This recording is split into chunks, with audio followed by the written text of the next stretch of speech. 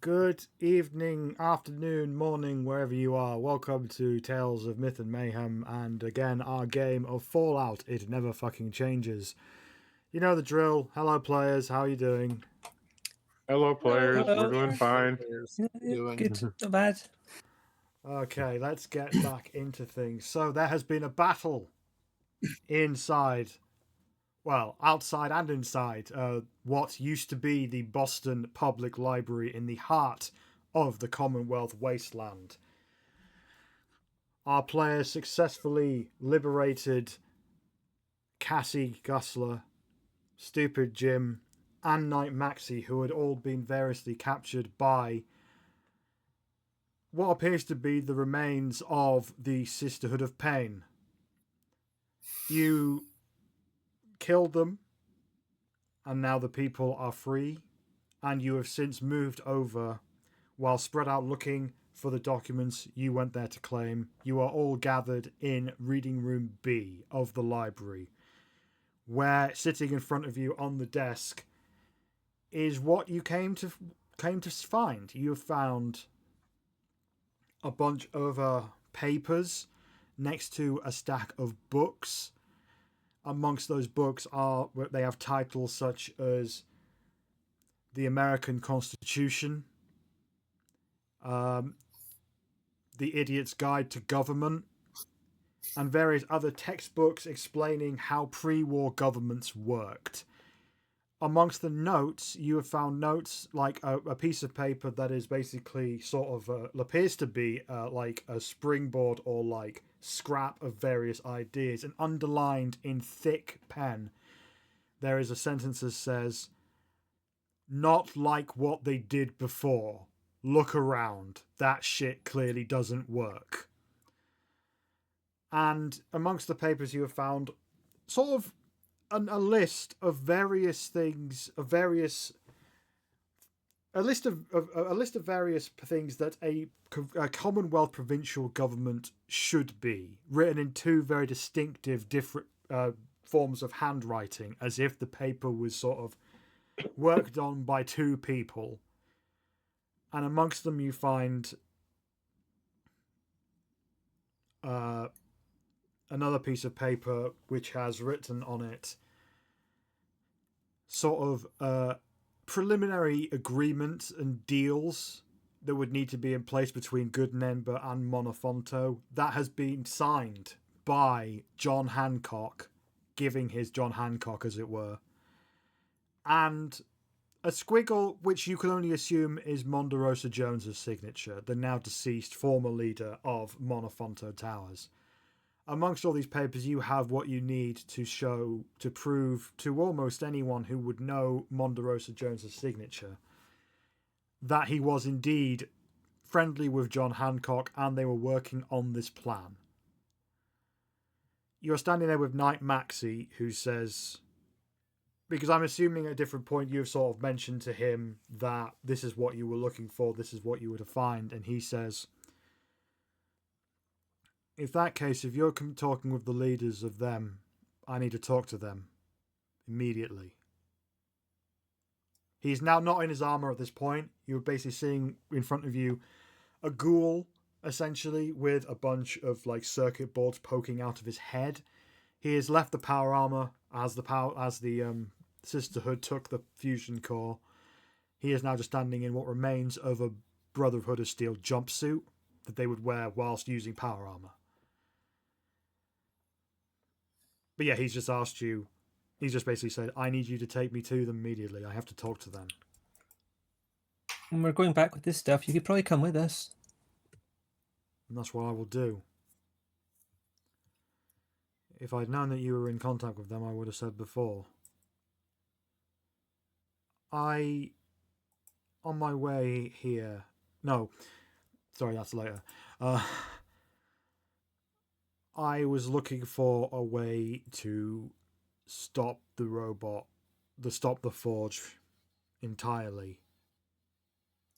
And I may be onto something.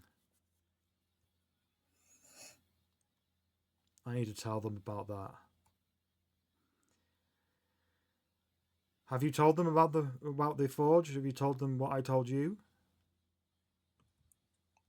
No, we haven't really had the opportunity. Well, in that case, look, Augusta, I know that we have some history, and maybe you and Freddie could vouch for me. I know that, like, we've had that history, but you've got to believe, like, for no other reason than it's in everyone's best interest, I'm on the side of the people of the Commonwealth here. I'm not the same person I was when I was hunting you.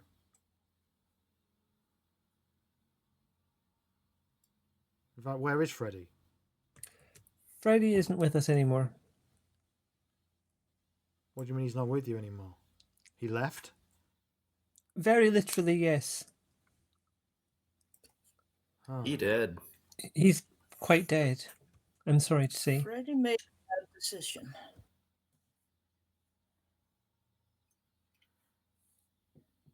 How did he die?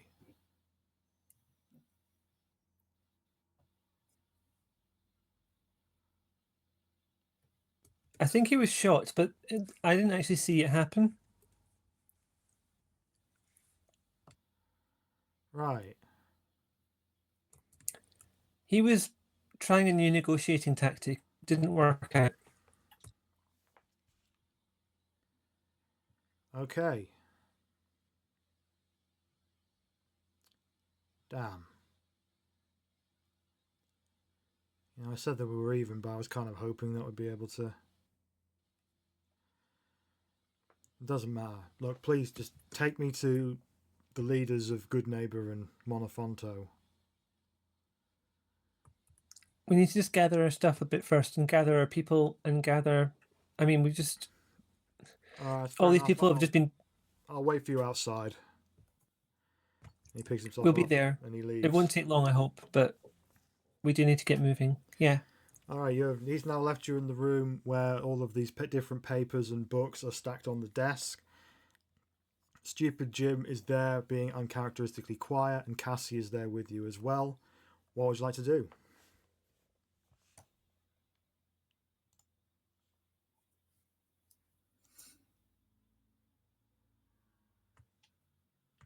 I don't want it to just be me trying to let someone else. Do you understand all this? Does Herbie looking at you? This looks. I mean, we didn't have a bad system before the war. You remember before the war?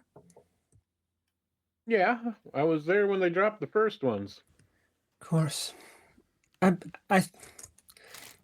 know what? I've been seeing some stuff lately, and I don't think, like, we initially thought we could just build a small community and be safe amongst ourselves and just draw back from the world. But the more I see of it, it just doesn't work because the world just keeps coming in wherever you are.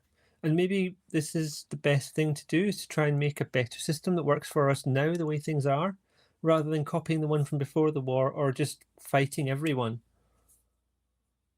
Well, from what I remember from school way back then, history, they talk about how things went through changes over the years. So we need to start somewhere. Can't be too bad. I mean, it has to be a hell of a lot better than wandering around just shooting everybody. Oh, yeah. And there might be a growing problem that we need to deal with, and actually getting people together to deal with that problem might be the best move. I've been listening to you talk about some of it. I got a general gist. Sounds like fun. I mean, yeah, fun's a word for it, but you could also use other words too. Terrifying, I think, would do too. I should have died 200 years ago. I'm not worried about it now. This should be fun. I should move my thing over here so I'm looking at the camera. Did we lose Carl? Oh yeah, he just his computer started acting up, so he said he'll be right back. Ah, okay. When I mean, they would probably still be like tending to the people we found and maybe sitting down to talk with Jim. But when he hears Herbie and Augusta talk about like something new and history, Jade will probably mumble something like the lines of, "Well, it doesn't look like anything ever fucking changes." Mm-hmm. Nah. And well, you need help carrying all this stuff. Otherwise, I'm going to go back to reading my comic book. You know what we do actually? We've got a Brahmin. If you could help load stuff onto there, that'd be very much appreciated. All right. Happen to have any Brahmin steaks? I haven't had one in a while since I left California. No, we're not doing that with our Brahmin because we're using her for carrying stuff, and we need to get all the Oh way no, back I to where we didn't. can. I wasn't suggesting that. Oh, I you was mean just saying, do you steaks as have well? any? Yeah. We may do. Have a look. If you find some, you're welcome to have one. Sorry, just thinking of the barbecues we had. Barbecue. Oh yeah, where you cook the meat over Yeah. fire and you just grill it, and sometimes you slap How some else? sauce on it. How else can you cook the meat? Like you could use ovens, I guess. In some of the places, they still worked.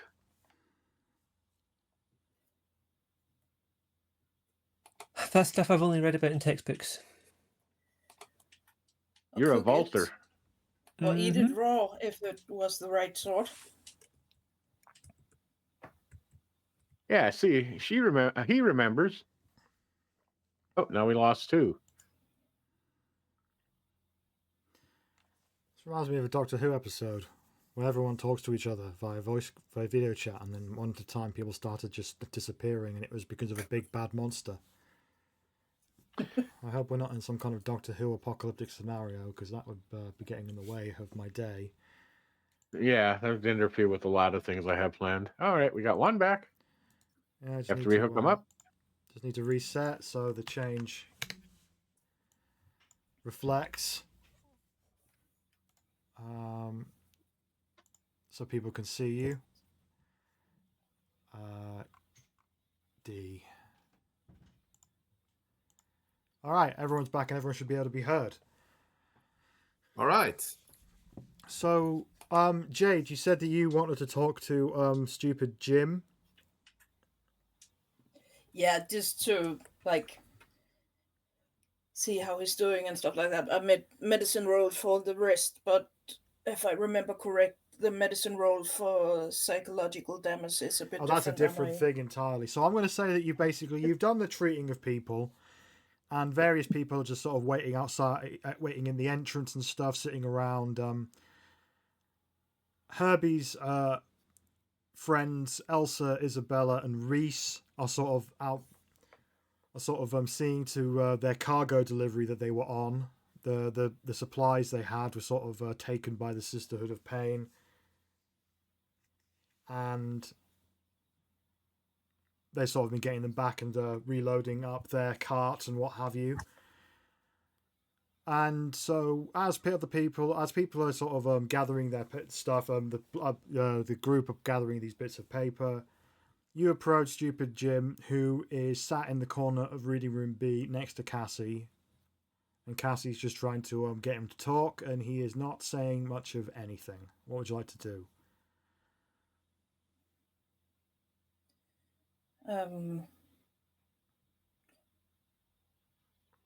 Do you mind if I join you? Yeah, go for it. And Jade is just going to sit down beside them and like,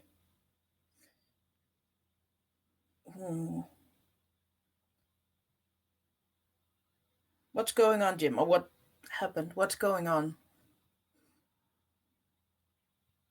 I don't like it when I can't, then there's nothing.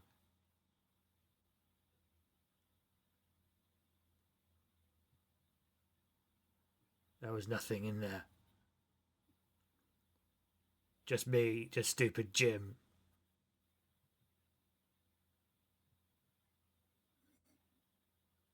Yeah. The darkness or the sound, like, There was nothing for stupid Jim to do, nothing to see, nothing to... No one to talk to, no one to do anything. Stupid Oh. Jim needs to see and do things, always. yeah, I can understand that. And he will look at, like, what was her name? I forgot her name. Cassie. Cassie. How long was he in there? About 45 minutes.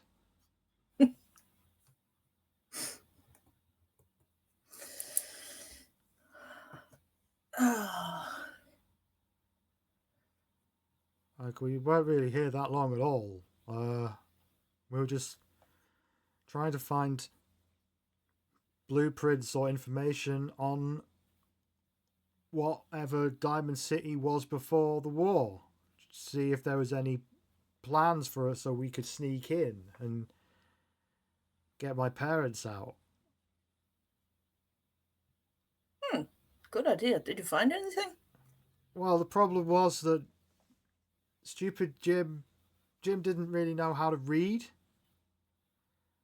So I started kind of trying to teach him the basics of what I know, and then hopefully it would save time, but we didn't really get that far.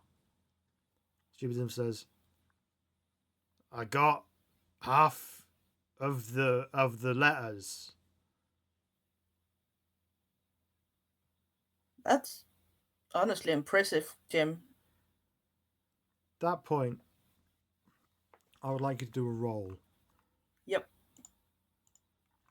He's dropped enough stuff for you to sort of figure things out. Give me an intelligence. Yeah, medicine is the best check for this, but this isn't a sort of... This is to diagnose something that is not necessarily physical. Yep.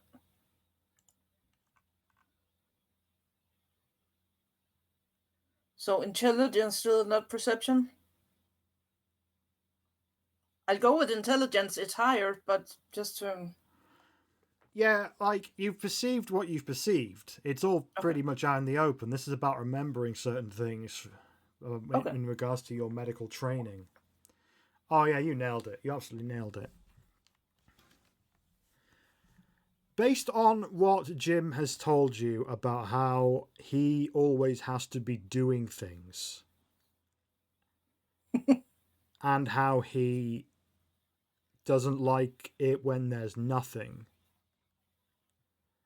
your brain sort of goes through a number of explanations this could be after reading up an old copy of the DSM-5 from before the war that you read in your vault. And you think, maybe this is trauma. Maybe this is some kind of post-traumatic stress disorder. But then you remember the part where you were reading about attention deficit hyperactivity disorder, which suddenly paints a fuller picture of what Stupid Jim is. Stupid Jim is not a stupid person. Stupid Jim, if anything, has a brain that works faster than other people. So fast, it means that he has been unable to develop, shall we say, in ways that are usual. Or typical. The typical is the right word. Yeah. Combine that with PTSD and... Yeah. Yes, at a certain point, everyone called him stupid. When he arguably isn't. In fact, it could be argued in some ways he has great potential to be one of the smartest people in the known world, maybe. You don't know for sure, but Stupid Jim isn't stupid. No. I mean, I think we actually came to that conclusion before they left.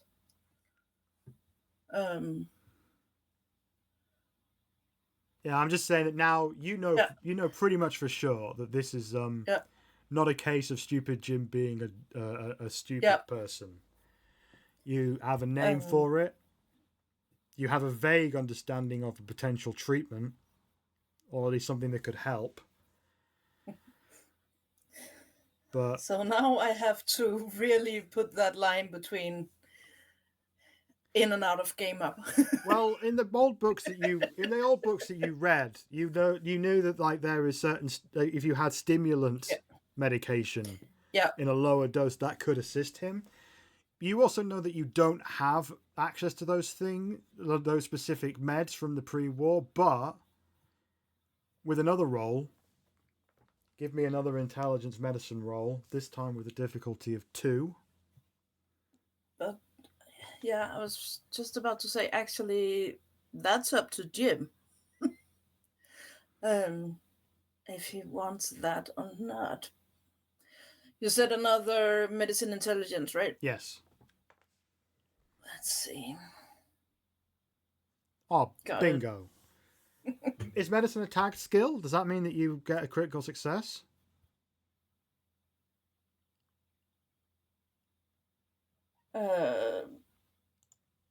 Yeah. All right. Yeah. Let me just quickly look up a thing because I mean, it just gives me an extra success, so it's not like I get anything extra from it except if there was anything extra to gain. well, no, there's a word for it. The opposite of complication in Fallout. Where's that? I don't know. I'm saying there is for this one because I wasn't expecting that, but then I like the idea that this is something that you are familiar with a drug called Psycho. It is a chem that is usually taken by people as a sort of performance enhancing drug. No, sorry, not Psycho. Mentat rather. Yeah. It's sort of people take it to stimulate their brains to make them essentially smarter with faster thought processes. You believe that this is something similar to pre-war like ADHD medication, that if you cut some of the pills down and if stupid Jim took them in a smaller dose, he might feel some kind of relief from his brain moving so quickly. It would give his brain something to mess with that would placate the more problematic elements of his condition. Whether Jim will take this from you or not, who knows? But essentially, you have figured this out in your brain just there with some excellent medicine rolling. Yep.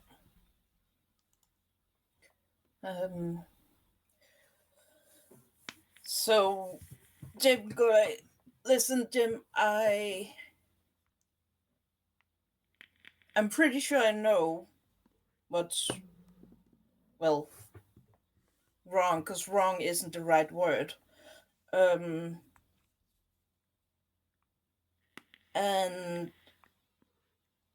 what's most important about this is that you're not stupid. Your brain just works different and faster. And if you don't use it, your brain doesn't know what to do with itself. And you get bored and do stupid things, maybe. But you're not stupid.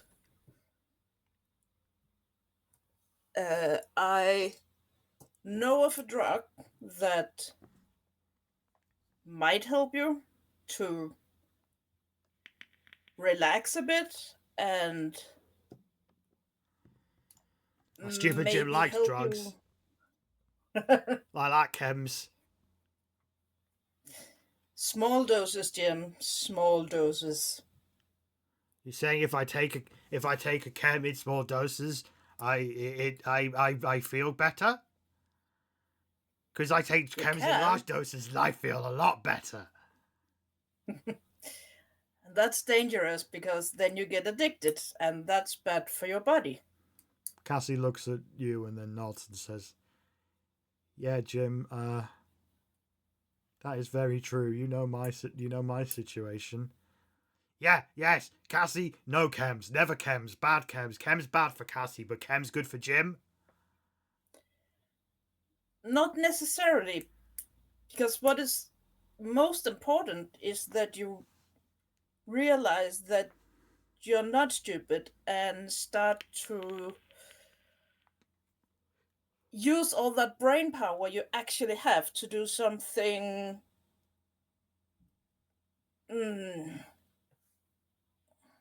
challenging. So you use that brain because that's what it wants. It wants to be used. Cassie just says, so what does he need?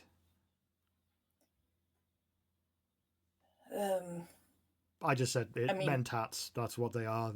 I'll send you a thing on from the wiki. I mean, like learning to read is like a very good start.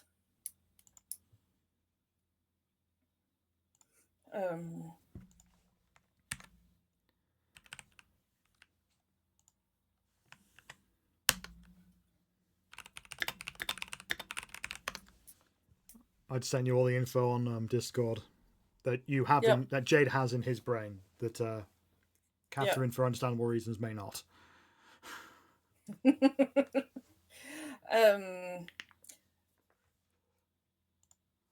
Listen, this track calls Mentats.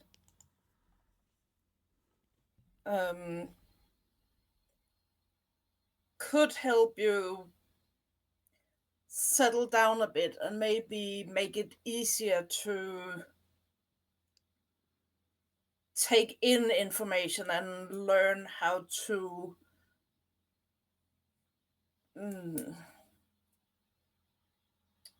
work together with other people.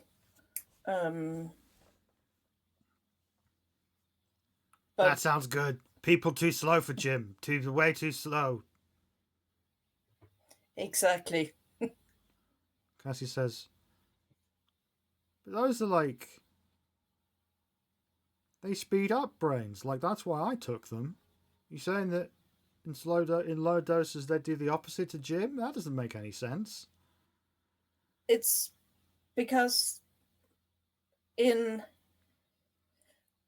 Jim's brain runs a lot faster, but it has way less roads to go on. So I guess it's like all his thoughts is bouncing around like ping pong balls. Like what are they called? Okay, they are pre-war anyway. The flipper machines. Oh, pinballs. Pinball. Yeah. But if we give him this, it will give his brain more roads for his thought to move on.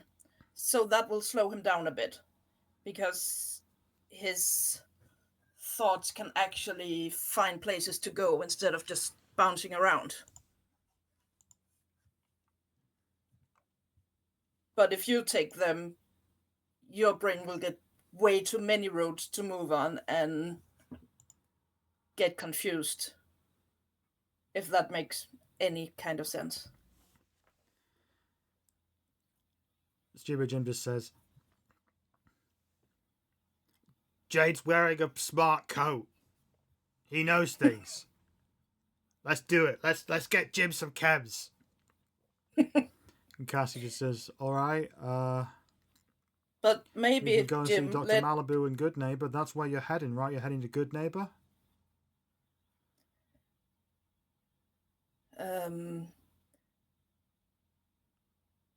Did we ever decide on actually going back?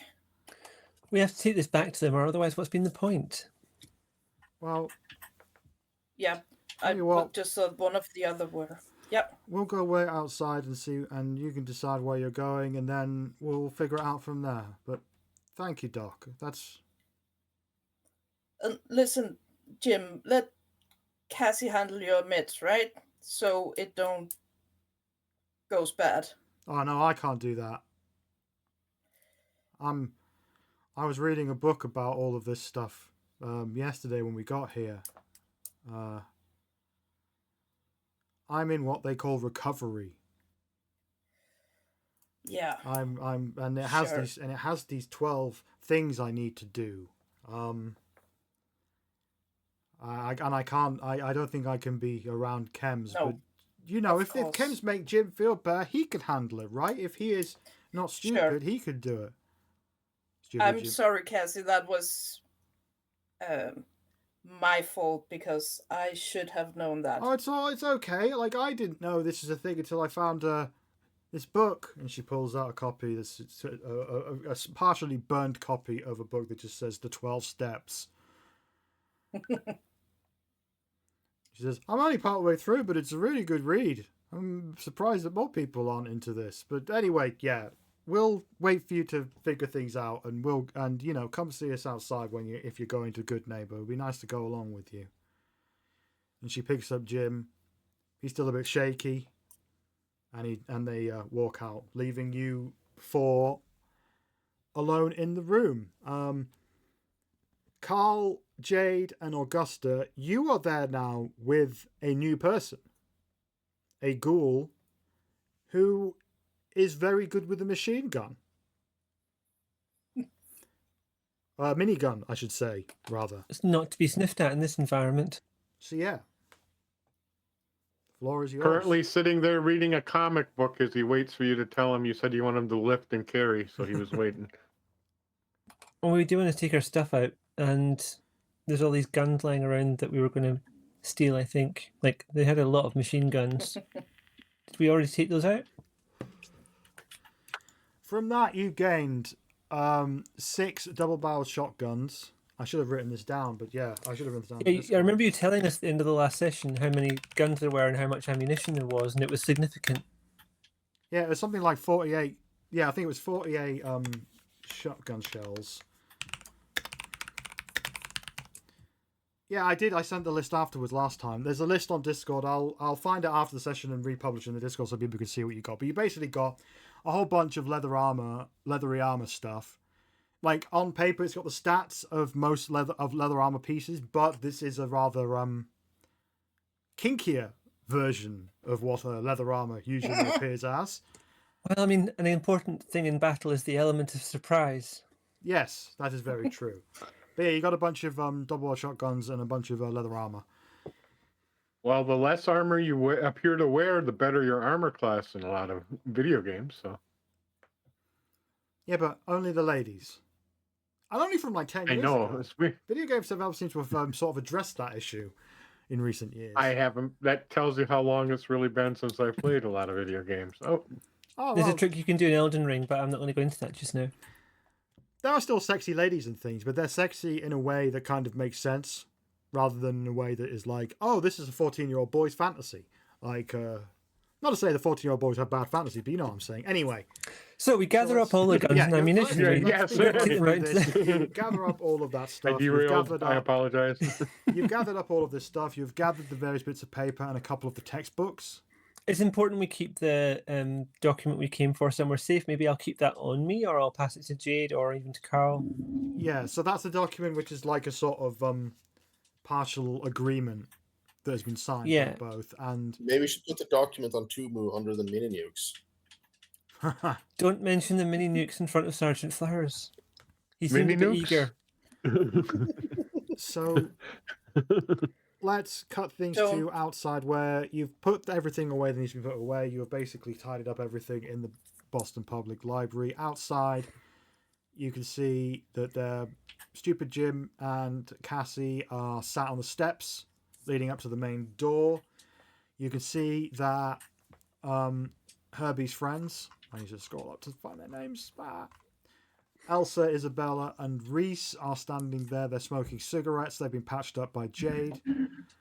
They've got the majority of their supplies back on this cart they were using and pushing by hand, which is just full of different bullets, grenades, various things. And yeah, the rest of your crew are out there too, milling about. General Isaacs is there feeding Tumu.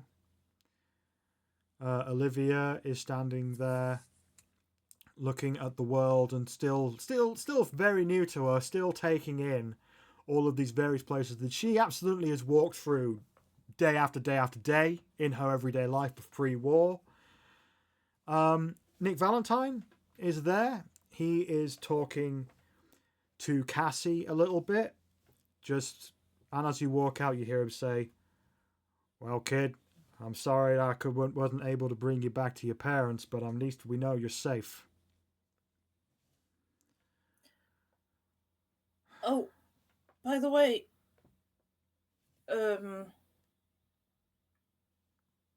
we met your mom, Cassie. She had gotten out of Diamond City. She might have been going back because we told her you were heading that way. So she got out. Well, she was taking out with a couple of others to retrieve something. We kind of made sure she could do what she want. But I think she went back to get your dad and to try and find you. Huh. Okay. Speaking of, should we try and find a way into Diamond City? Like, her idea was good. We do need to know what was left there. Something was left there.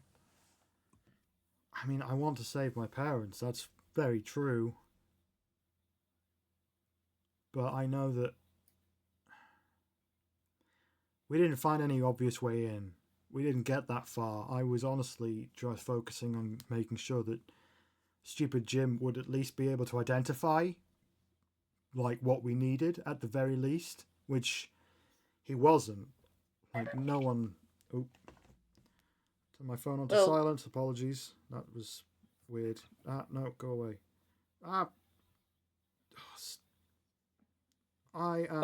There we go. Done. Silent. Right. So yeah, she's saying, but we never got that far. And there were all these institute coming out. There must have been like 30 synths walking out the door when we went there. So we bailed. If she's gone, don't blame you. If she's gone back there. Nick butts in and just says, "Kid, I don't want to say that they're a lost cause, because they're not, but I don't think it's wise to go. I don't think it'll be wise to go there now. Not without help. And I think these people, based on what you've said, you're trying to find a way to unite people against them, right? The Institute, that's what you're doing?" Yeah, that's part of it. In that case, kid, I recommend we go with them. But finding a plan in the library to see what it was before what is left, what might be there, still is a very good idea to prepare whatever we are going or not. If you want to look through the library, there's a way. There's a way we can do it. I'm trying to think of a way that it can be done. I mean, both Olivia going to take forever and it's very boring. So yeah, you saw as you were walking around the library that there is a bunch of signs with various where various type of genres of books are. And nope, can't see you though, Jade.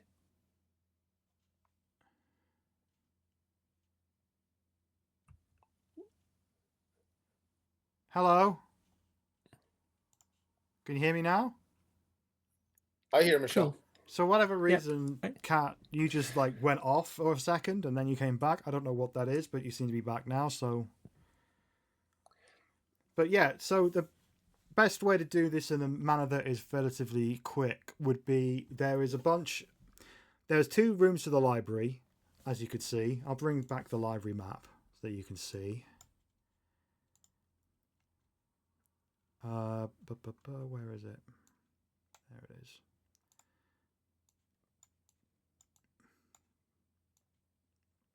And I'll unhide it.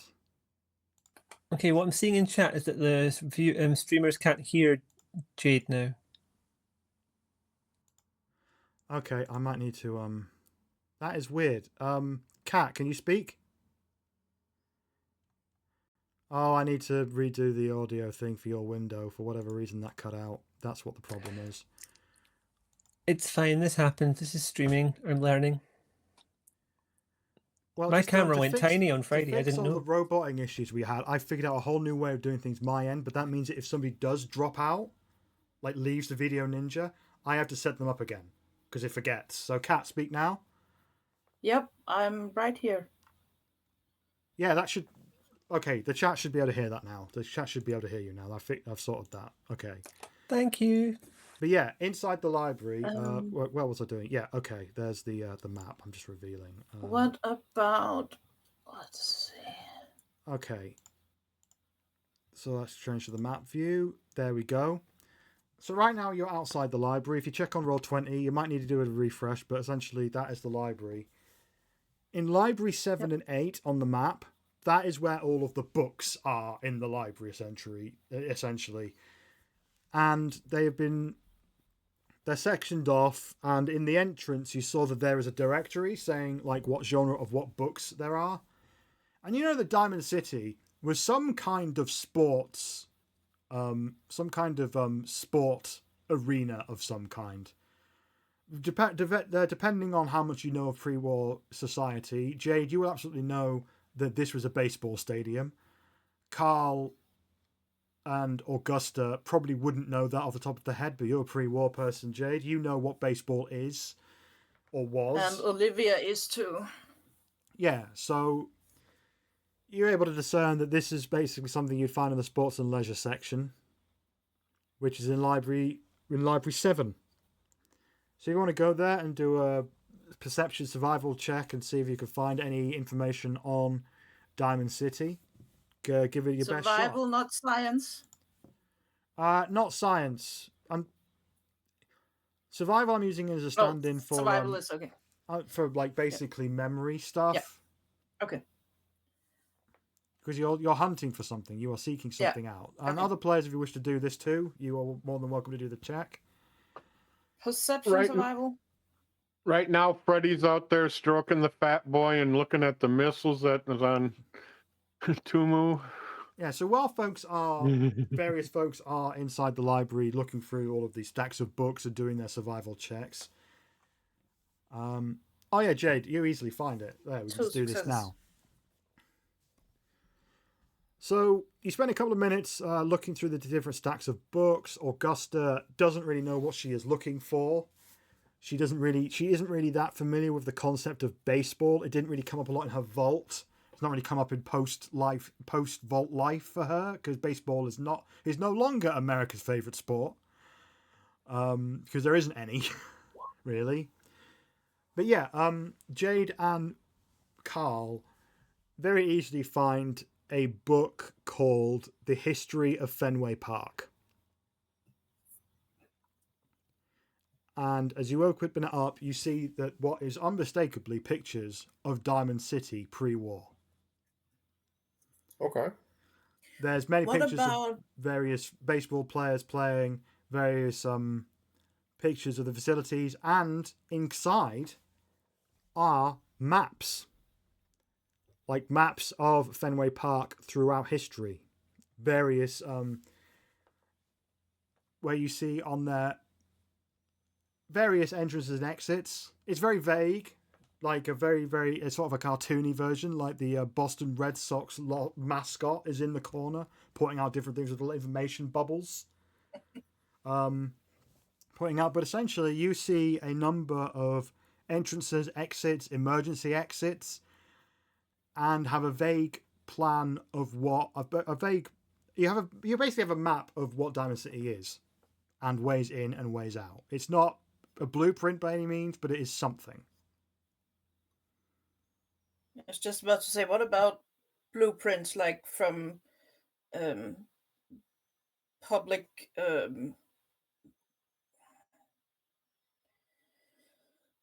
like the Those blueprints from the those sort of records would not typically be found in a library. That would be like a city hall City and hall. things like that, Okay.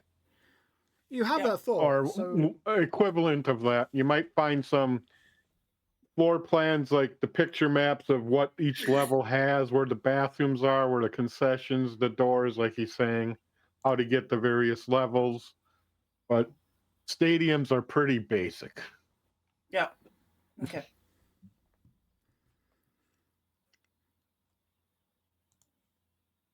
What they've done afterwards to it, that's completely different. if you wanted to check that Yeah. stuff out that you mentioned, Jade, on a just in case basis, let's say that you go back to the Yeah. directory in the entrance hall, and you look down the list, and I'm going to read out the full list of what's available: anthropology, art and design, biography and memoir, business, Christian fiction, economics, fantasy, food and cooking, general fiction, general non-fiction, graphic novels and comics, news and wellness, historical fiction, history, home and garden, horror, literature studies and criticism, music, mystery, philosophy, poetry, politics and government, reference, religion and spirituality, romance, science fiction, science and nature, sociology, sports and leisure, which is where you found this book, suspense and thriller, technology and travel.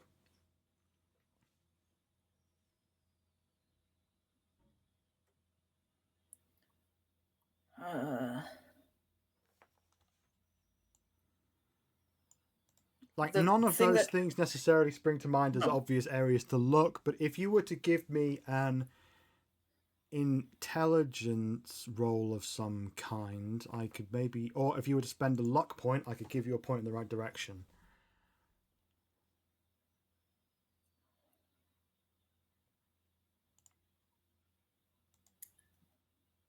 Let's see, what kind of intelligence plus skill are we thinking here?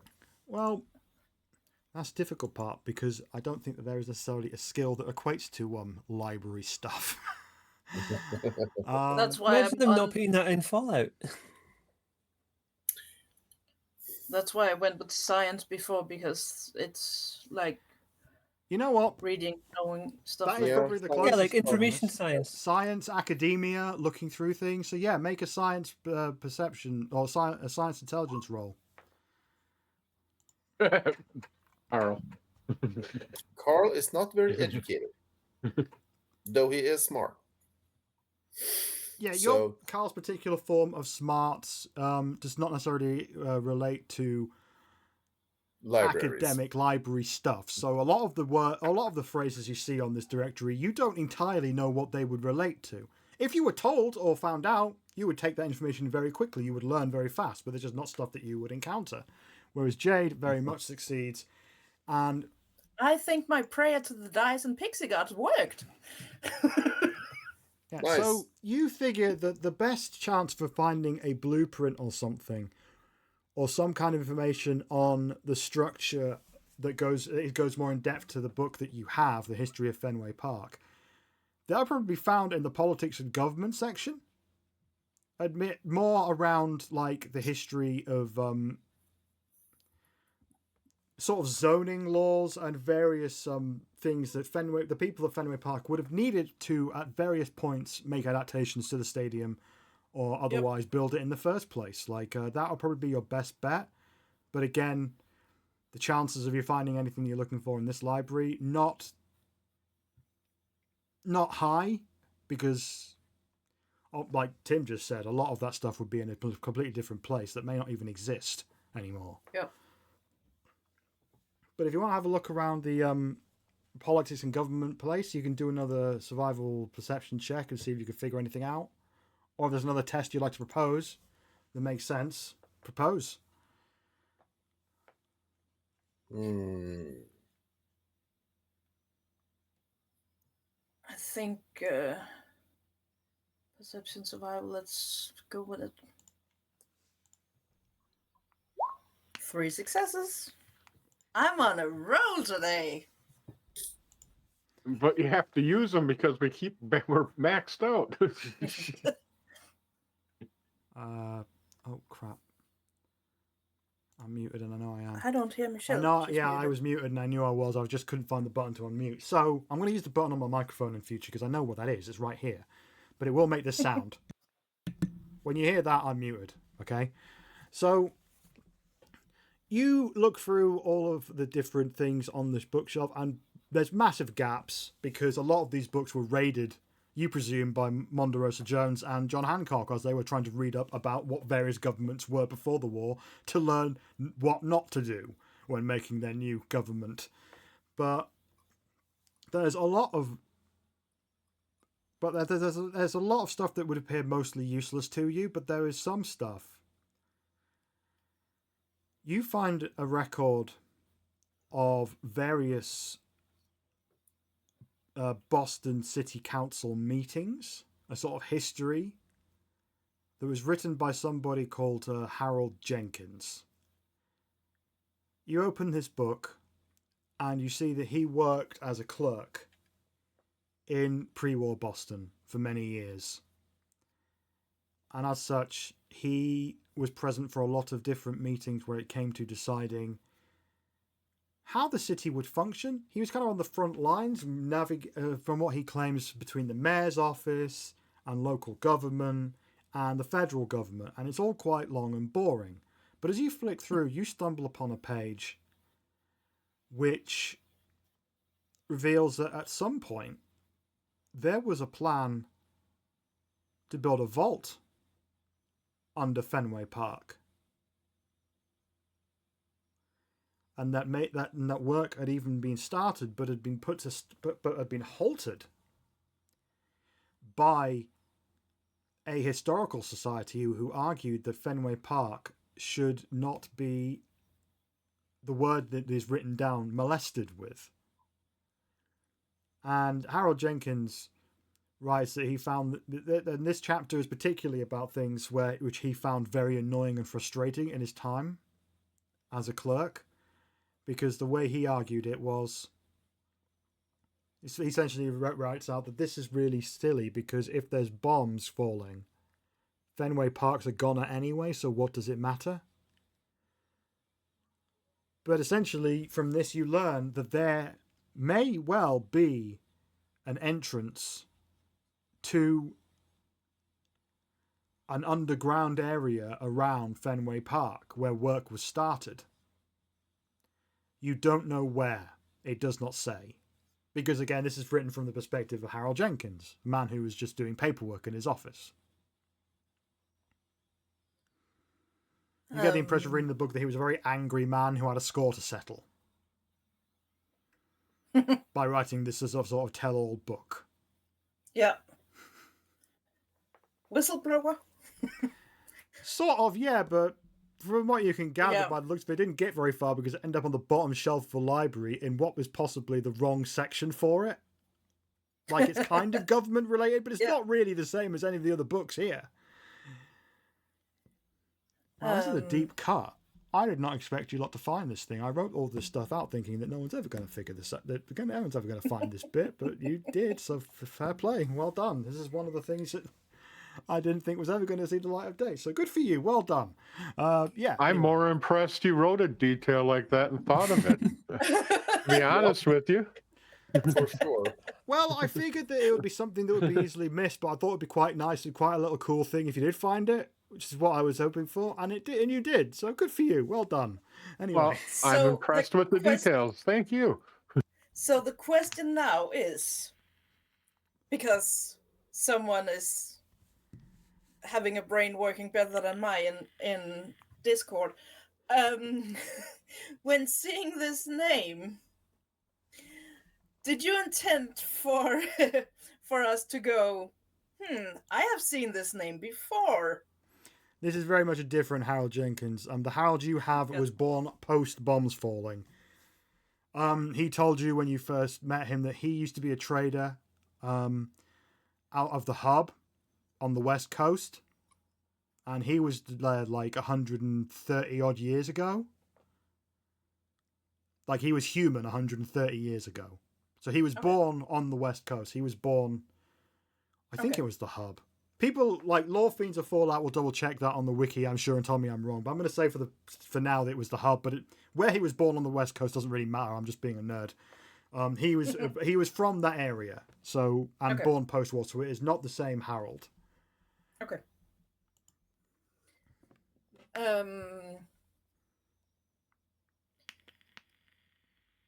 So Jade will like find this book and like flip through it and goes like, I think this is our best option. And go back to the others to show them. Okay, we can fast forward to you have basically returned. You have shown them the entry in the book that makes the most sense. To the others, you basically see this book, and it's mostly a wronged clerk from before time trying to set the world to rights, and this one detail is basically half a page of it Yeah. at most.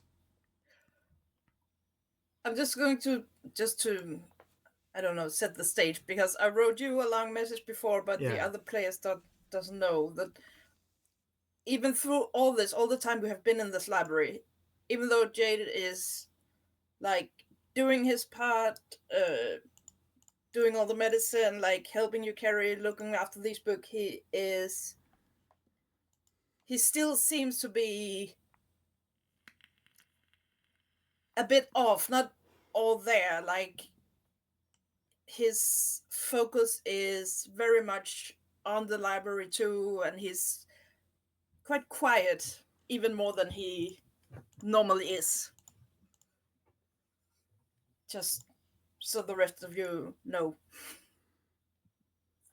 I'm going to say that having not found any books in the initial search, Augusta kind of got bored, wandered off, and started picking up a bunch of children's books because she remembered that Freddie was collecting them for a school teacher.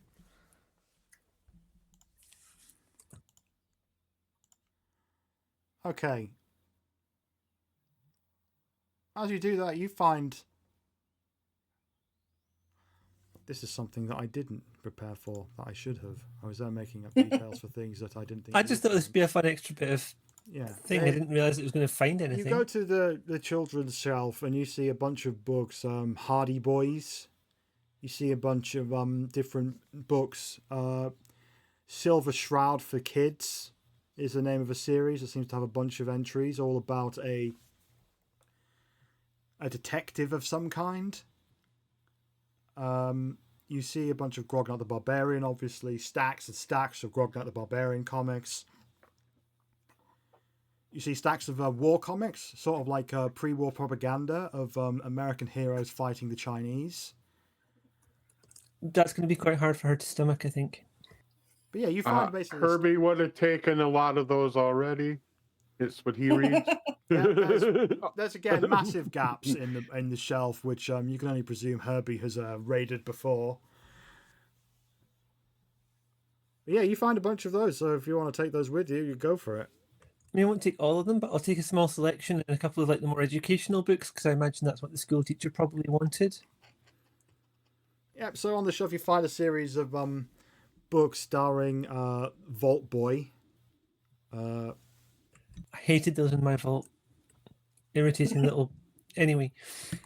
And they are vaguely educational, covering maths, English, science, at a sort of, in British terms, year 1 to 6.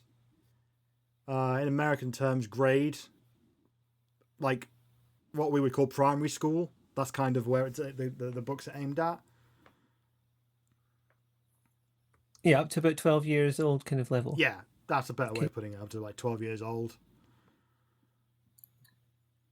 So yeah, you grab those and head back outside. So Jade has presented you with this.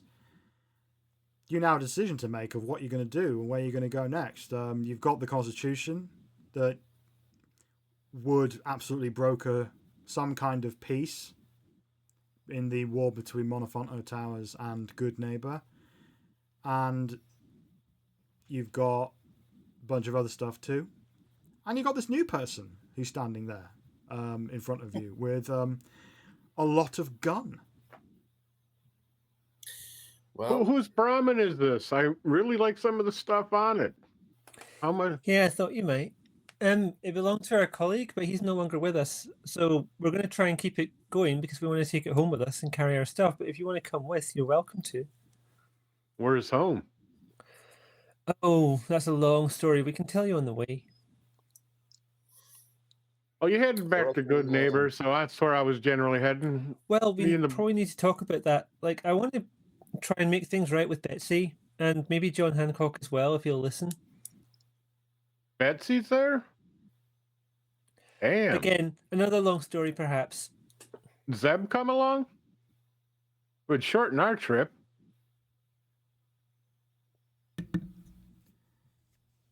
Zeb is the super mutant that's selling weapons for the gun runners out of Montevanto Towers.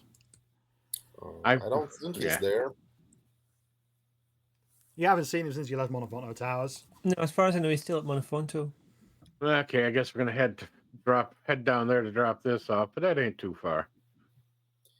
Yeah, well, we have on this job to return this piece of paper to Good Neighbor and Hancock, so I figure we do that first. Oh, we have to Betsy go was there. interested in it also. If she's still in Good Neighbor, then that's 2 in 1. Yeah, I hope it goes better this time. Can we try to Crazy not... idea.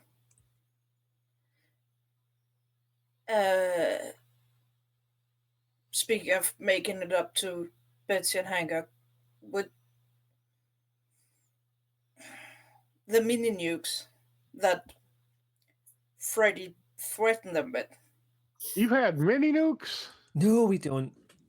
Nothing like that at all. We wouldn't carry that around just generally. That'd be ridiculous. There's totally not 5 or 6 Mini nukes are one of the safest things to carry around. Damn. And maybe we don't want to keep carrying them. No, they're great. They make these big, pretty explosions like a mushroom and all the. Oh no! And they. Not And your they- call to make. I'm I sorry. agree. I agree. But they are awesome. I mean, they're some of the safest weapons to use. There's no electronics in them or anything. Yeah, so they can't be detonated remotely. Oh no! Yeah, how could you imagine having those things around and somebody could detonate them remotely, or even an EMP comes through and knocks them out so you can't use them? Sheesh! Any idiot knows that you can't do that.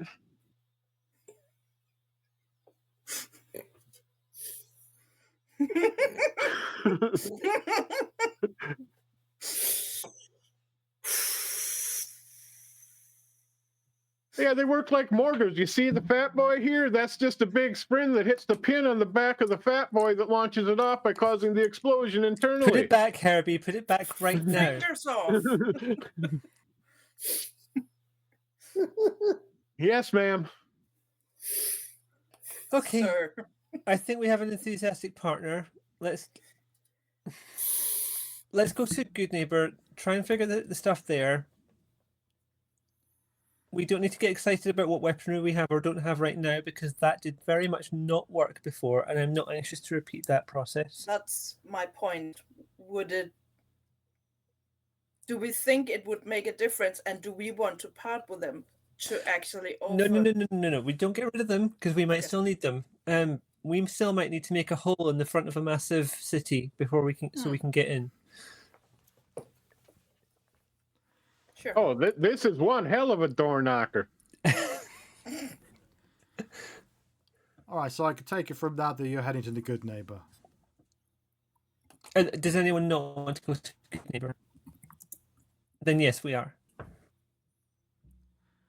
All right, so you pick everything up, gather yourselves, and you, all of your people, Stupid Jim and Cassie, Nick Valentine, and Herbie's 3 friends in the Gunrunners, all head to Good Neighbor. On your way, the streets are quiet. This is something that you've noticed all the way since you got here. There has been very few people out and about. Occasionally on the way back, you stumble across like a bunch of first generation synths heading north but you manage to keep out of their way. You can gather from that there appears to be even more quote-unquote troops heading to the front lines of the war that Knight Maxi has been telling you about. And you arrive at Good Neighbor. You're identified at the gate. You go in. All of your weapons again are stored as they were before. Tumu this time has been kept along with them, away from you. They have learnt from their mistake before. And you stand there with this whole group of people, and John Hancock approaches you and says, "Well, I hope you've come back with what we asked for. And please keep your hands where I can see them. Nothing personal. But,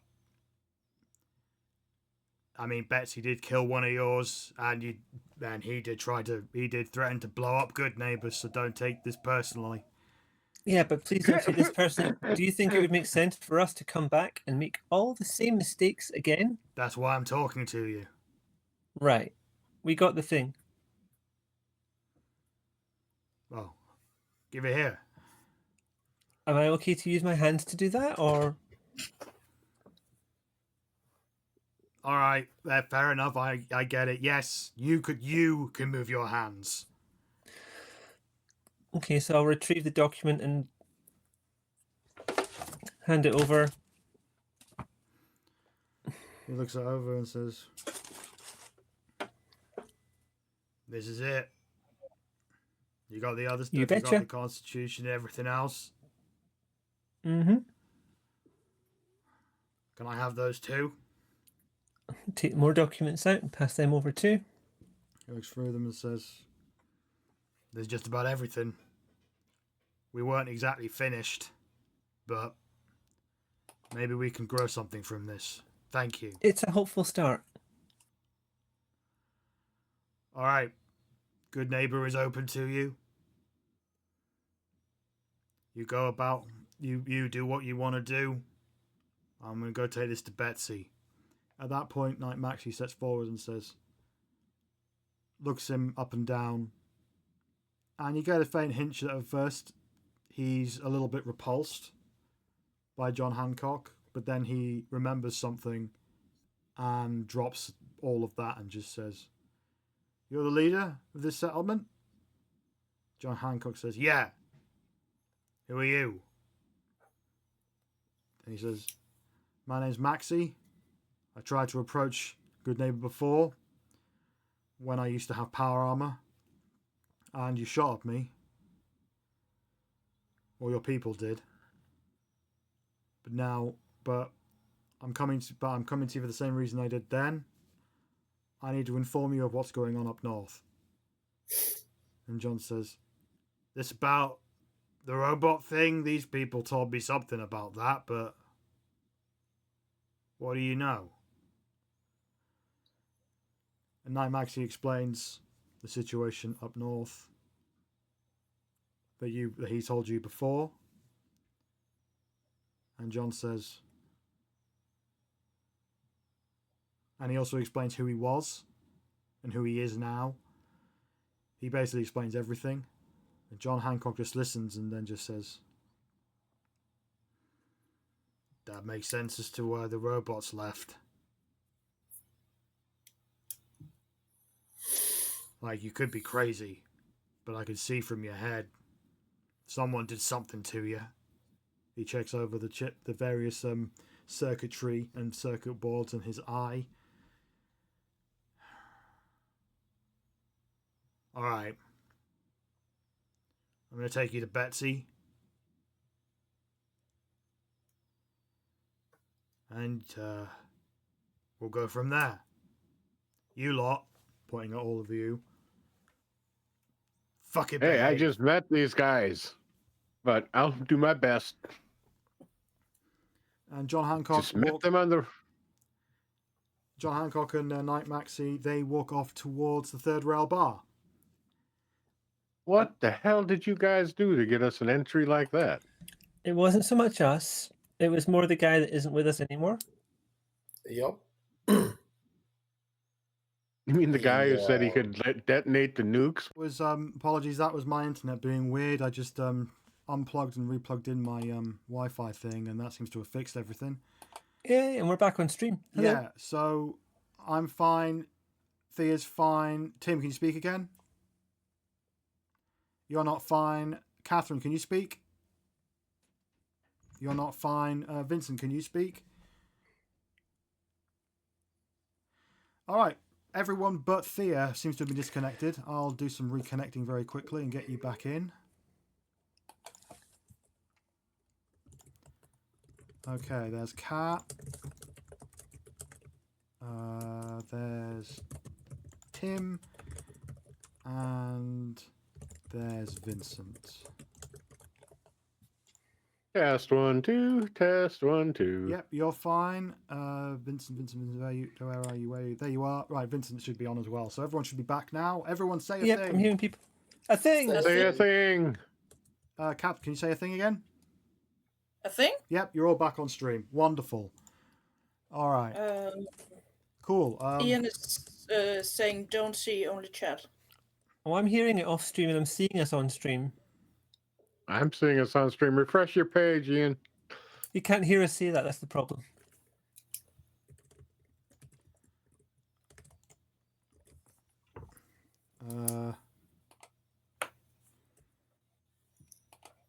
Could someone say in the chat for people to refresh? Have done. Thanks. That was weird. That'll be something I need to diagnose later, I'm sure. But in the meantime, Tim, that only works on Windows, doesn't it? Well, F5. everybody has Windows. No. Everybody should have. the good thing about that is that during all of that, the Roll20 updated, so you were looking at the map of Good Neighbor. There, you should be able to see that. So you presume that Betsy and John Hancock and Knight Maxie are talking in the third rail. You see that Cassie and Stupid Jim have wandered off towards Dr. Malibu's mind healers / benders, presumably to get Stupid Jim some of that medicine. Let's Get please only get the get this pills. Don't get the diagnosis from him. Just only Jim. We established he isn't stupid. Fair enough. Although he hasn't said that yet. Give him time. He'll get there. He's been called Stupid Jim for most of his life, you know. Let the character development happen, Kat. It'll happen. But yeah, so at this point, you're standing there, Nick is there, and he just says to you, so let me make sure I've got this right. From what you've told me and from everything that guy said, the Institute started taking places and taking Diamond City to create troops for the war against this forge. And if the Institute lose, we all lose. That's where we are now.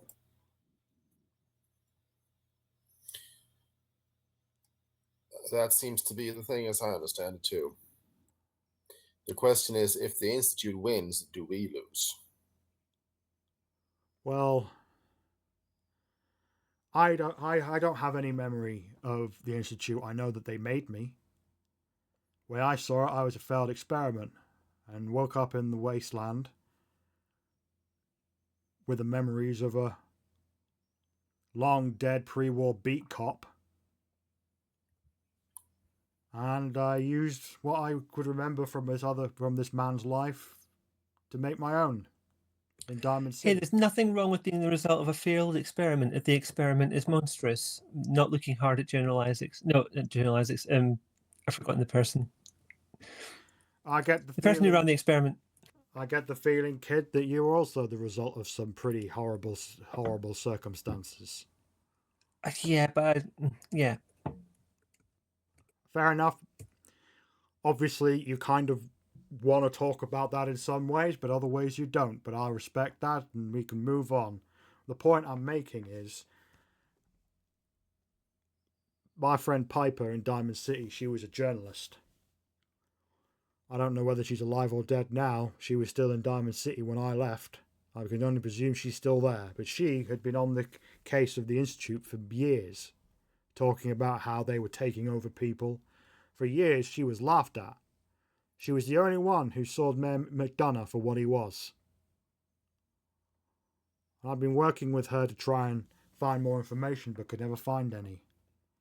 So if you're looking for information on how and why the Institute think about things, I'm not the guy. But here's where I can help you. I know that if you convince all of these people it's in their best interest to stand together, I know that is something, I know that will work, but only if you can persuade people that it is in their best interest. I've seen a lot in my time. And that's one thing I've known, is that people, when they can stand together, it's usually because they all have something to gain. So if that's the game here, that's the play. You understand?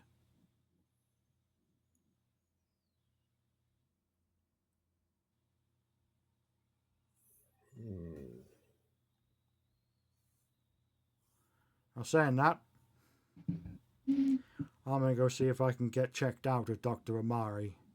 I've got a few repairs that need doing. Tips his cap and heads off to the memory den. Can't remember which place sells ammunition here. Maybe I'll go visit the dock. But you guys have some interesting plans happening here. It's better to get these guys to work together for whatever reason, because damn, war is going to be happening here too pretty quick, one way or another. Good times are coming. Good times. And he walks off towards Malibu's. Okay. At that point, Herbie, you see... No. You walk off and you walk past Stupid Jim, who's still identifying as Stupid Jim for now. For now. I know, Kat, but give me a sec. And him and Cassie approach you. As long as it's him, not you, identifying like that. I'm not identifying. Are you suggesting that Jim. the name of not having bad luck when he's thinking when on medication Jim is not a good name? Stupid Jim as a character is someone that has long surpassed what I imagined him to be. He has very much become his own person, to the point where I'm not entirely sure what Jim is going to do before he says it, beyond what few plans I have. So let's figure this out. So him and Cassie walk up to Jade and just say, got the men, and Cassie says, he's got the mentats. And we were thinking of just starting by snapping a pill in half and going from there. What do you think?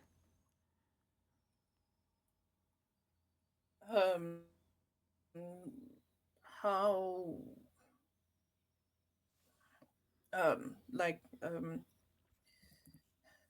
effective were they, like, in general? I mean, you know better than me. If on a normal brained person, in Fallout mechanics terms, they tend to raise the intelligence stat of people significantly. In some games it's 5 points, like 5 attribute points, but as essentially that is their function in the Fallout universe, to promote brain activity. Now, if Jim took a full dose of that, it probably would be too much, because he wants, because as you can understand it, it needs a slight nudge, something for their brain to chew on a bit. So probably not a bad idea to start that way, to be honest. I mean, we don't want to go Ritalin effect. So yeah, half or maybe even a quarter. But half at a time. So Stupid Jim takes out one of the pills, snaps it off roughly around a third, and he takes that. And he says, I don't feel any different. As he says, give it an hour, Jim.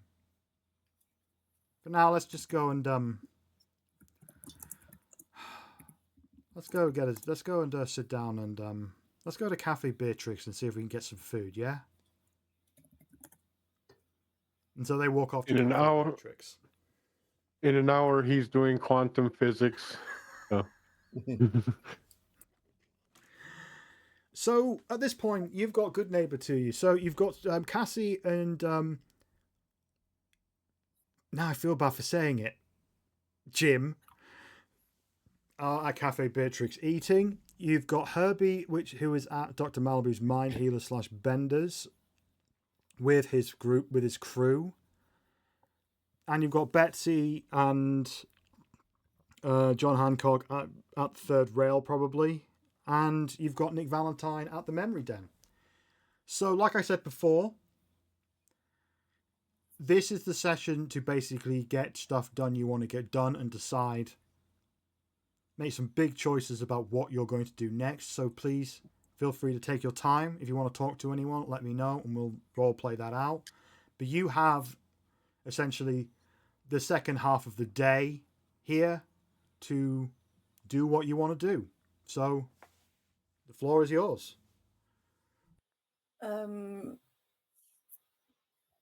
Question to that, because we are a half hour away from time.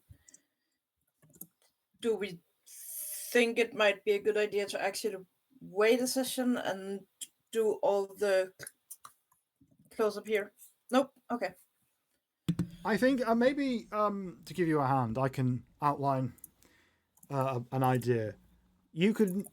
Maybe you should all talk with each other now, and I'll keep my traps shut, and you can figure out what it is you want to do as a group.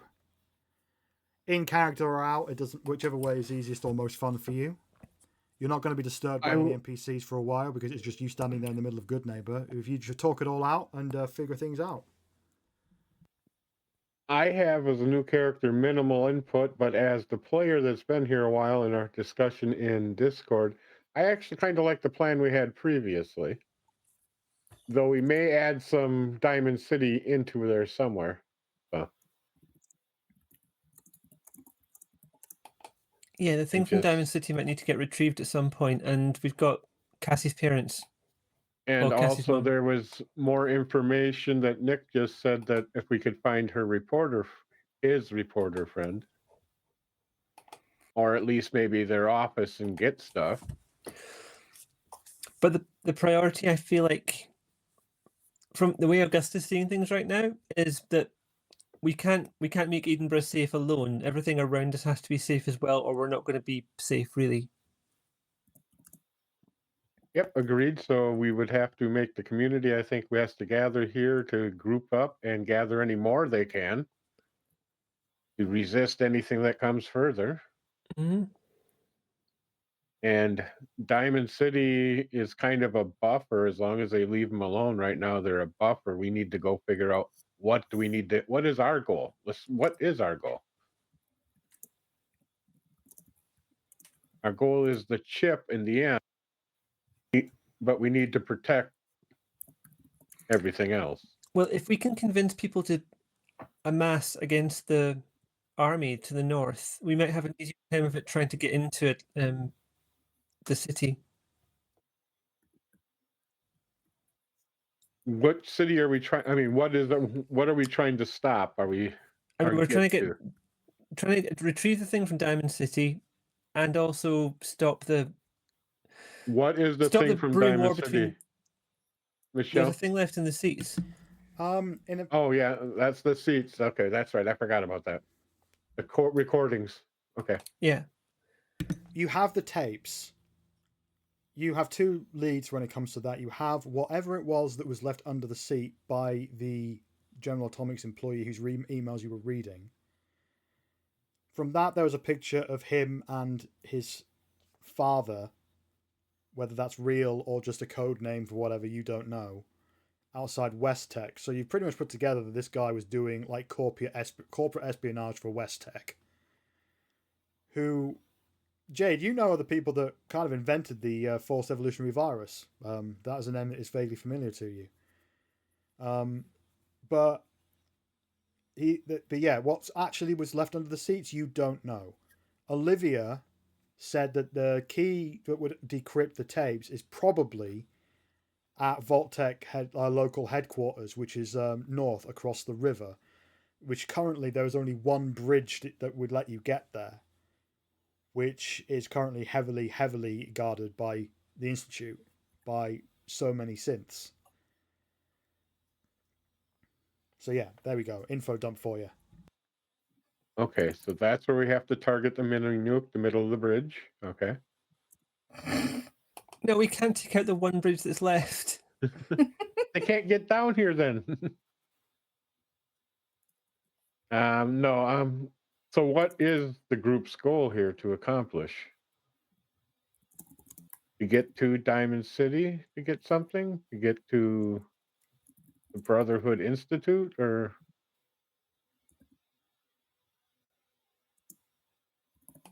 Carl, Jade? Please help. I'm kind of. Yeah. We know we have to get Good Neighbor and the Tower together to group and to try to get any other, hopefully human. We have the doctor who can detect if there's synths or not. We were working on a portable version of that. That's something we want to follow up on probably. And then from there, for good New Eden or whatever the heck it is. Sorry, Tim's getting tired. Edinburgh. Edinburgh. We have to get the chip, but that's kind of fallen to the back right now because the whole area is going to go up in a shit storm if we don't do something about the rest of this. That sounds about right. So what are we doing to stop this besides getting these two groups together? Herbie's willing to shoot things, blow things up, cause chaos, but is it really going to solve anything? One of the problems with Diamond City is that right now they are kind of doing what we want Good Neighbor and Monofonto Tower to do also, right? Like fighting what's coming up north.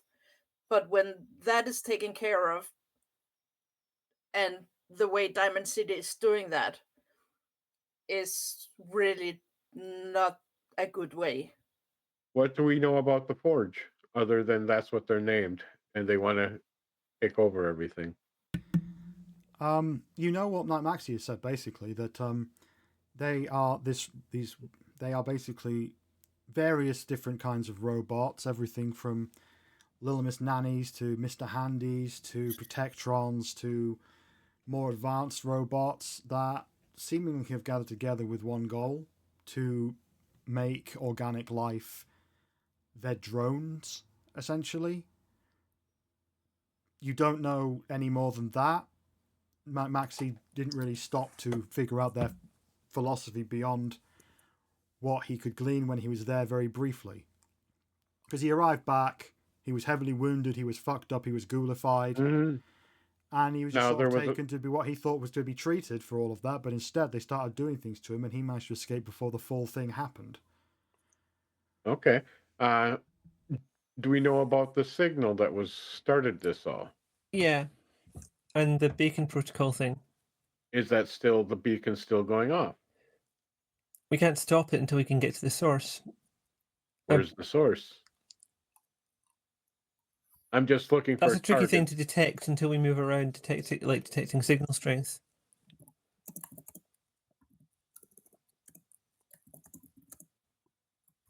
We have to determine some targets to hit or eliminate. That's our thing right now.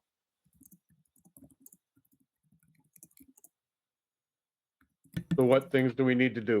What options do we have? Some things in Diamond City. Mm-hmm. We Question have is, would it make any sense to try and stop what's going on in Diamond City and actually make it a real collation between the 3 settlements in the area? I'm not even worried about making them part of the coalition, but there's information that can be gathered in town there. How moving around would be a total Yeah, I different feel like issue we've once done it's- what we can for Good Neighbor and Monofonto, and what they decide is up to them. If we try and take a lead on that, they're going to resent us for it. And Betsy isn't in the best mood with us either. What I will say is that, like, based on what you just all been talking about, checking in with John Hancock, Knight Maxie, and Betsy at the Third Rail would definitely get you answers going down that road. Mm. But you also mentioned the Memory Den and Dr. Amari, who is there. You did leave her with the head of a 3rd generation synth. Yeah, to try and make a smaller synth detector. Yeah. But it might know more information also if she's able to get into its memory more. Yeah, so there's 2 areas there you could definitely get more information. As more tertiary, secondary things that are going on, you've got Herbie at this point, who's proven himself to be very capable. And I know that there is a metagamey type incentive to get him into the fold. But at this point, it would probably be a good idea to enhance the group's firepower. And also, you've got, as a very much a secondary sort of subplot to this whole thing, you've got stupid Jim and Cassie sat at Cafe Beatrix waiting for stupid Jim to share off the first part of his nickname. So yeah, there's different avenues for you to check out in Good Neighbor to fill in what gaps you do have when it comes to figuring what your priorities are. And I think we should follow on that too. So maybe we should go do that before we make our complete final decision. Otherwise, I'm going to be with Herbie over at Dr. Malibu's looking for Psycho Buff. So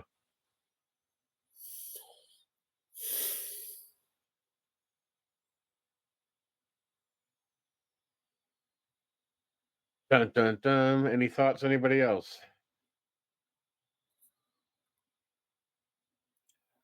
Part of me want to figure out more about my Harold. I don't know if he have any usable information. You want to talk to Harold?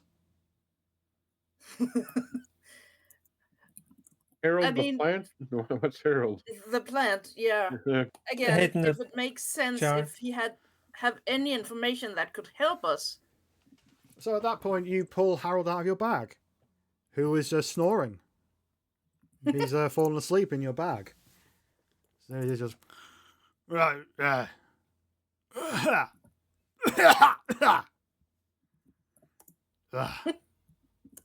So did you make it? Did you meet? Did you sort everything out with Betsy? Kind of. Fair enough. Fair enough. So you pulled old Harold out to talk. What do you want to know? What about I might have been taking him to the memory den or the lab out back.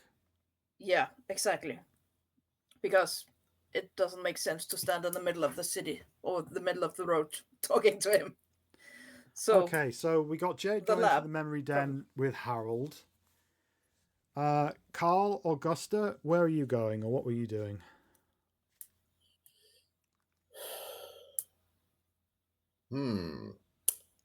Not really sure.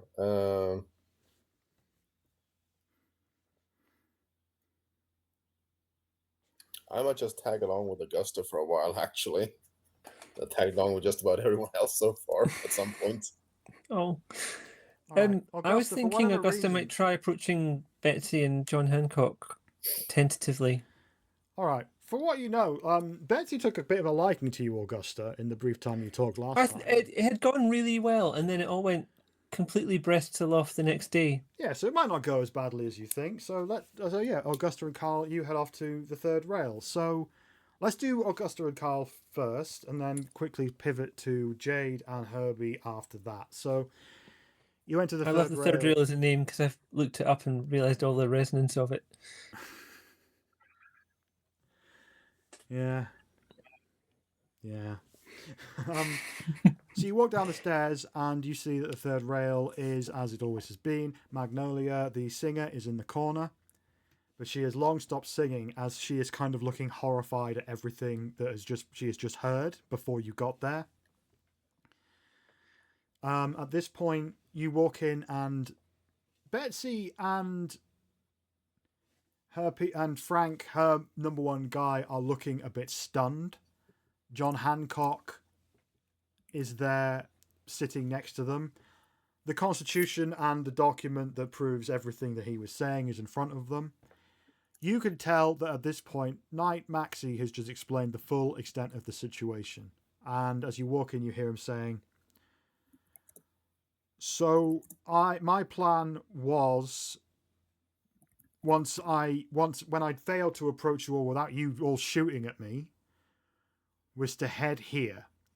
And on his Pip-Boy, he points on his map to a location and says, I believe this is where the robot signal is coming from. I think that if we could do something with that, maybe we could put a stop to this. But when it comes to the Institute, I think the only way forward is to talk to them.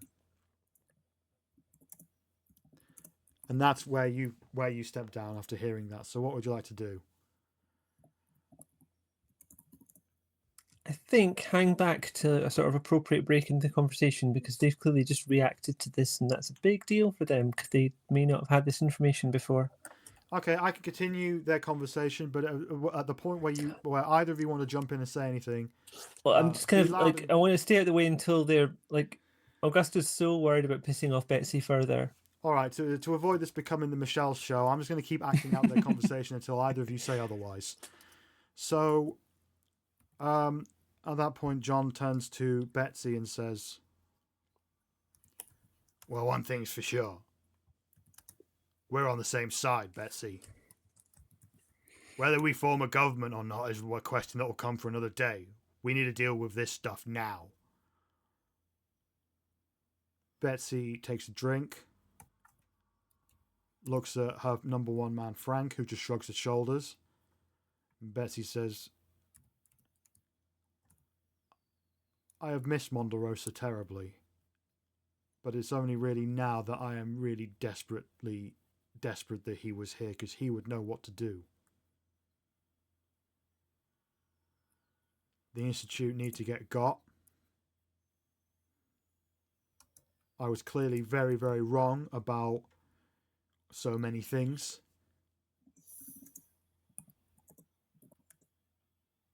What I do know is that when I go back to Monofonto, I'm going to tell the people all of this. And John, we're on your side. You point, and we'll fight.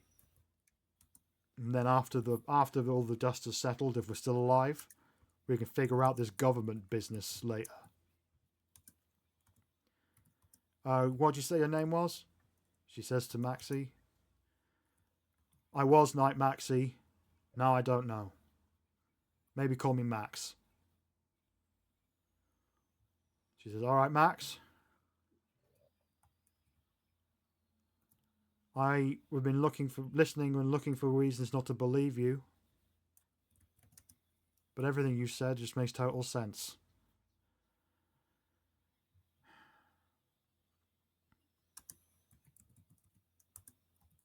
John says, when it comes to the Institute, I don't know even how to contact them or even if we should. They took Diamond City. They've taken people as hostage as slavery. And if they were doing all of this to protect us, Why didn't they just talk to us in the first place? I'll tell you why, because they're arrogant motherfuckers is what they are. They look down on us and think that we're less than. Or maybe they thought if they left you alone, you'd just destroy each other and they wouldn't have to bother. They all turn and realise that you're there and say, and Betsy just says, "You came back." I wasn't going to leave you in the lurch with all that. I'm sorry it didn't work out the way we'd hoped.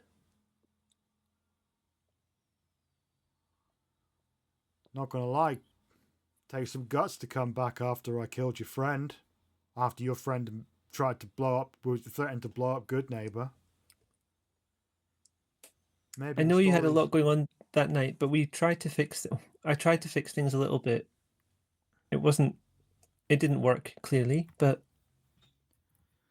John's been telling me about your exploits. Everything I heard about you has been wrong.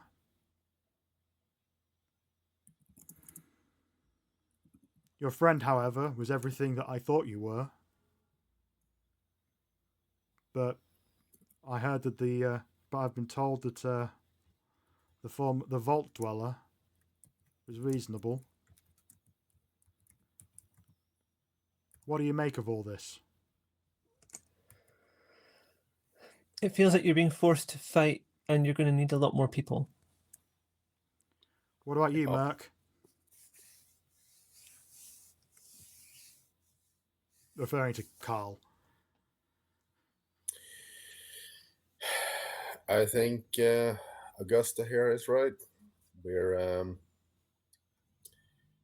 We don't want this fight, but it's on us, so we have no choice. I think perhaps the best situation here is to take advantage of our enemies fighting. The Institute is going after the robots are going after them. If you guys can set up a way to make sure you can't be overrun by the Institute once that fight is over, maybe a small team of experts can go north and shut down this robot recruitment signal, and that will either disable the robots or maybe return to the program, or at the very least reduce the amount of reinforcements they get. And then we have those two sides wipe each other out, more or less. At that point, Night Maxi speaks up and says, "Well, there's one thing. I don't think that they're north. This signal. I've just changed over the map. That should be reflected on Roll20. If it isn't, give it a re-roll, but the audience can see it. This is essentially what here Night Maxi shows you on his Pip-Boy. And he says, I don't think the signal is coming from up north. I think that the signal is coming from here." And he points it out. Radio Metal to the west.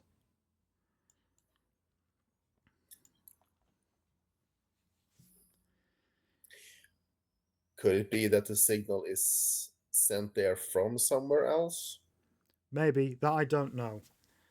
But, well, using the technology that was provided to me by the Brotherhood of Steel in my old power armor, that was where the signal was coming from when it came to the radio that my Pip-Boy was picking up. Maybe it's just a relay, like you say. Maybe it's the source. I don't know. But that might be the first...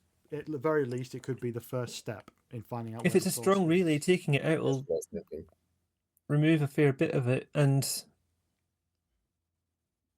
I know that we made our Miss Nanny unable to receive the signal by just insulating it from outside radio. That's all I did. It wasn't clever. I think the pronunciation is Radio Metal. Yeah, yes, that's the place. But by insulating the robot that we have from receiving radio signals at all, it hasn't clearly disappeared off to the north. So maybe just stopping the radio signal could do a lot. Absolutely. And maybe you can find out where it's coming from if that building is not the source. I think we should go by route of Monofonto Towers to reach it, so we don't walk into a battleground between the Institute and the robots. Yeah, Mike Maxey says, I agree. I managed to make it back over the I-93 bridge, but only by waiting until it was dark and climbing underneath it. And it took me all night. Climbing under that is a way out, but it's a dangerous one, and with more than one person, increasingly more so. John Hancock says, well, I-93 may be the only bridge we didn't manage to blow up. But maybe we can get you across the river somehow. I know that there may be some boats at Money Over Docks. And he points to Money Over Docks, which should be highlighting on your end. That might be a way to get you across. It sure beats a trebuchet. Going by boat might be faster since no terrain to avoid or overcome, but we're also very visible out on the water. There may be ways around that. Okay. Yeah, blowing Go up at the bridge night. made like so much sense at the time. The Institute were coming in. We needed to stem the tide somehow.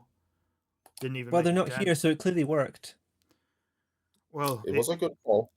I didn't know about the robots when we did it. We were doing it to stop the Institute, but it didn't stop them coming in. We all just make the best decisions we can at any given moment. Don't beat yourself up about it. Yeah, you're right. Fair enough. You know what? I would be interested to hear what your mutant friend has to say. He seems pretty smart. Mm. It would be a betrayal of the people of Good Neighbor for me not to take in all the information from all the thoughts of every smart person I can get my hands on. Where is he? Where'd he go? He was chatting with another companion of ours out in the street, I think, somewhere. I don't know where I last saw him. All right. I'm going to go talk to this smart mutant, see what he has to say. I'll be back. And he gets up and walks out and leaves you there. Meanwhile, cutting to Jade. Where did you go again? Can you stay with the others and start with me next time, Michelle? Oh yeah, sure. Okay. Well, we'll go to Herbie. Herbie, Hello. you are at the Dr. Malibu's Mindbender / Healers with your compatriots. You're making a delivery there, is that right? Nope. Our delivery goes to Monofonto Towers. It was gun running. It was bullets Fair for enough. Zeb. I'm here to try to find some psycho buff. I put Dr. Malibu. She steps forward, and there is just with her goggles on. She's like, "How can I help you? What ails you, my friend?" Nothing ails me too much, but I'm looking for some psycho buff to help buff me up. All right. Give me 1 second. She turns her back and starts flinging various things over her shoulders, and then pulls out a psycho buff. I've only got the one, I'm afraid. Deliveries have been slow. My old guy was in Monofonto, and obviously there's been a bit of a diplomatic kerfuffle lately with my supplier, as it were. But yeah. Oh, well, from what I hear, that's all going to be settled. They're not in the bar doing it right now. At that point, from behind you, you hear, "Hey, you're with that group, right? You're with the Volty and her friend, the mutant, right?" I look over. Give me just a moment to finish my business with the young lady here. I believe the doctor is a young lady. Yeah. At least female, yeah. And how much? Off the top of my head, I can't remember what her prices are. They're on a different sheet that I don't have open, but she says the right amount, and I'll get back to you with that later on Discord. But let's just say that you conclude your business by flinging a bunch of caps at her. You have now gained a psycho buff, the last one in Good Neighbor. And she says, "Thank you so much for your business. Hey, John, same again tonight?" And John says, "You know it, girl." And I don't think you've ever seen a ghoul give like a suggestive wink before, but you have seen that now. As a ghoul, I've done it myself, but it never works for me. Fair dues. And I turn, and who am I speaking with? You're John Hancock, the town mayor. Oh, hi, John. Sorry, I didn't mean to. I just wanted to make sure I was done before I had business with you. What can I help you with? I'm looking for Jade, the smart mutant you were with. Oh, I believe she went down to see the doc, and about cool. Ninebender. Get her. Hey, Who's gonna go? All right, thanks, but hey, I know that you're a gun runner. I know that you are basically independent of all things. You sell guns to whoever buys them, but you know Zeb, right? Oh yeah, I worked with Zeb for years, but I'm not officially a gun runner. Just a mercenary that's been hired kind of on a more permanent basis. Well, at some point, I need you to do something for me. We are ramping up for something quite big. There is some real trouble brewing. Oh, I've been listening. So, sounds like you're going to have some fun. I think we're going to need the gun runner's help in a very profound way. I'm sure Zeb can set something up. Payments is optional at the time of delivery, I'm sure. All right, but he will have you pay. You know that. Well, if you can get in touch with him, I'd appreciate it. And if you could do me a favor and stick around, I think I'm going to have some work for you. How far is Modiphius Towers from here? From what I'm saying, it isn't too far. It would take you in normal times. It would take you maybe half an hour to walk there from Good Neighbor. In now current times, it would probably take you longer, avoiding institute people and such. It would probably take you about an hour. But your people have a radio. You can talk to Zeb anytime you want. You don't make. Then we would take. Yeah. Okay, that I didn't know that was an option. So otherwise. And at that point, which is a good point to end on, because it's been about 10-20 minutes, you hear a voice. Hey, so I have an idea about the situation you're facing. Whom are you talking to? This is Stupid Jim's voice talking to John Hancock. And John Hancock says, "Who are you?" Stupid Jim says, "My name's Jim. And I think I have an idea on what to do next." Cassie behind him has a big smile on her face, and we'll leave it there because it is 9 o'clock on the dot, pretty much. All right. Excellent. Yes. So, and now we have James, the intelligent. Savvy Jim. See, Kat, I was getting there, Kat. But yeah, on that, thanks for playing. We've still got a few more bits probably to work out as a group. There's a few more things to sort out, but that'll probably be what is the beginning of next session. All right, now we have a goal at least too. Yeah. So yes. Thanks for watching, everyone, and we are entering the. Do we have anything on Tuesday? Yeah, we've got Hunter of the Reckoning tomorrow, and Tuesday and tomorrow. Die, I think. All right. Yeah, Hunter of the Reckoning. The Reckoning tomorrow night, which I'm in, with a player that I have fallen madly in love with, a character that I'm madly in love with, surrounded by other characters that are fucking great. Love Felix. I love him. He is just like Leon in the movie, only without the weird attraction to a 13-year-old kid. But on Tuesday there's Die with my character again, Frida, and all the others, the Godbinder and everybody else. And then do we have Dragon's Bane between then and Dragonbane was just yesterday. I really need to get the videos out. I'm just like too behind, but that's me. I can't But judge yeah. anyone with that, as anyone who follows the YouTube would know. But yeah, thanks for watching once again. Call of Cthulhu is Saturday, I believe, is the only thing coming up otherwise. So Oh, of course, I keep forgetting Mask of Nyarlathotep, which I've only just managed to learn how to say after 3 months. But yeah, thanks for watching, everyone. We'll see you again in 2 weeks for Fallout. It never fucking changes. Bye. Bye.